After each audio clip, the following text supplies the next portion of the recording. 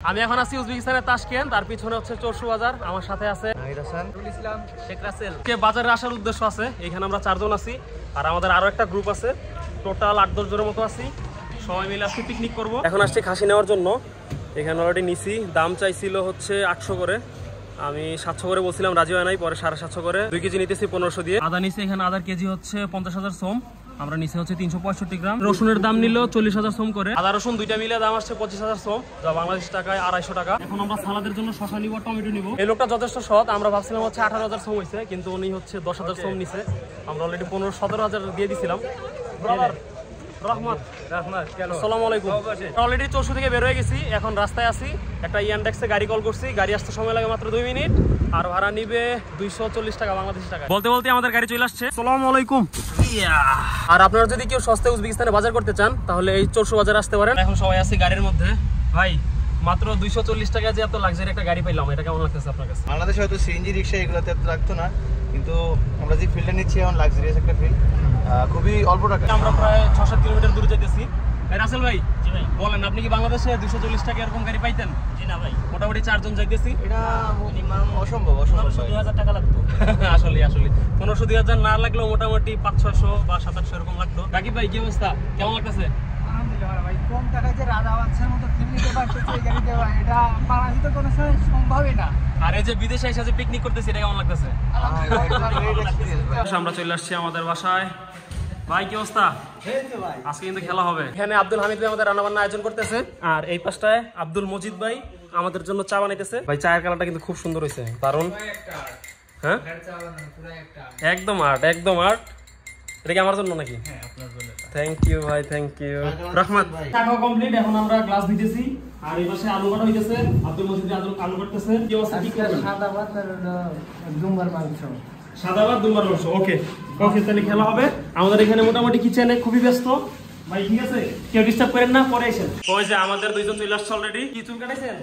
ভাই দেখেন ভাই, এই যে 70,000 টাকা কাটিং ভাই। আপনার তো ভাই চুল দাড়ি সব সমান করে দিছে, বুঝলাম। 70,000 টাকা কাটিং ভাই। তো এই জায়গায় একটা বাংলাদেশি দোকান দরকার। বাংলাদেশে জেনুইন জায়গা ভাই। এখানে ইনশাআল্লাহ তাইলে গোসল টোসল করে রেডি হন। এখন দেখি আমাদের রান্নার কি অবস্থা। ভাই কি অবস্থা বলেন? হ্যাঁ ভাই, কষা দিছি ভাই। গ্রান তো ভালো আসছে, খুবই ভালো গন্ধ। দেন একটু দেন, লবণ চাই ভাই, ফুটু দিয়ে দেন। আমার হাত পুড়ে গেছে ভাই। ভাই হচ্ছে আমার হাতে দিছে, এত গরম, কিন্তু মজা হয়েছে। আমি অলরেডি চুলা থেকে নিয়ে নিছি, এখন এটা টেস্ট করবো লবণ হয়েছে কিনা। সাথে আরো কয়েকজনকে সাথে নিব। ভাই এই যে মোটামুটি রান্না চলতেছে। হ্যাঁ রান্না চলতেছে, এখন আমরা একটু টেস্ট করে দেখবো যে লবণ হয়েছে নাকি। আরে লবণ যেটা ইচ্ছা এটা লবণ কম হয়েছে, এখন লবণ কম হয়েছে। আমরা এখন লবণ টেস্টিং করতেছি। আইটু লবণ দরকার, আইটু সিদ্ধ হলে আর মজা লাগবে। ভাই আপনি তো মিস করলেন, লবণ চেক করলাম। এই ইউটিউবার, আপনার কিন্তু খবর আছে। কেন? আপনি ওই কি বলে ফাঁক পাইলে আমার ভিডিও করে ছেড়ে দেন, এজন্য ট্যাক্স। আপনি লবণ টেস্ট করেন, তাড়াতাড়ি হাত দেন, লবণ টেস্ট করে জানান যে কি অবস্থা হয়েছে। আজকে আব্দুল হামিদ ভাইয়ের হচ্ছে রিভিউ হবে। আমি বাসায় থাকলে এরকম করতাম, চুলা থেকে নিয়ে লবণ টেস্ট করতাম।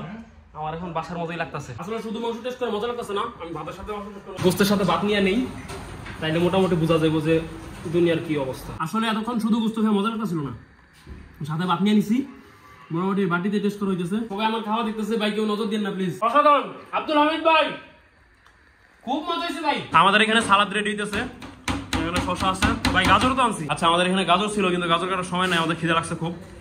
আমরা এগুলো নিয়ে এখন মোটামুটি অস্ত্র যা আছে তাই নিয়ে প্রস্তুত। আমাদের রান্না বান্না মোটামুটি কমপ্লিট, এখন আমরা খাইতে বসছি। এখানে উপরে ভাই তাকান, এই পাশে 2 জন বসছি, ওই পাশে কাঠের উপর আরো একজন আছে, এই পাশে নিচে বসছি, এই পাশে আব্দুল্লাহ ভাই। কেমন লাগছে ভাই? এত বড় আয়োজন যে করলেন, 10 জনের আয়োজন, মোটামুটি একটা বাংলাদেশি কমিউনিটি গেছে আমাদের উজবেকিস্তানে। আব্দুল্লাহ হচ্ছে আমাদের সভাপতি, ফিউচার সভাপতি। আমাদের আগামী প্ল্যানিং আছে একটা, আমরা একটা জায়গায় একটা বাঙালি কমিউনিটি বানাবো তো ইনশাআল্লাহ ইনশাআল্লাহ। এখন আমরা খাওয়া শুরু করতেছি। হৃদয় ভাই খাবার কেমন হয়েছে? ভাই খাবার মধ্যে কথা বলতে পারতাছ না। রিমন ভাই কেমন হয়েছে? অস্থির ভাই। ভাই আব্দুল মজিদ ভাই? হ্যাঁ খুব সুন্দর হয়েছে ভাই, খুব মজা হয়েছে ভাই। এই যে খায়া কোন ভাই? হ্যাঁ মজা হয়েছে। এই যে আপনি না খাই কইতাছেন। নাহিদ ভাই আপনি তো খাইতেছেন, হুজুর কেমন হয়েছে?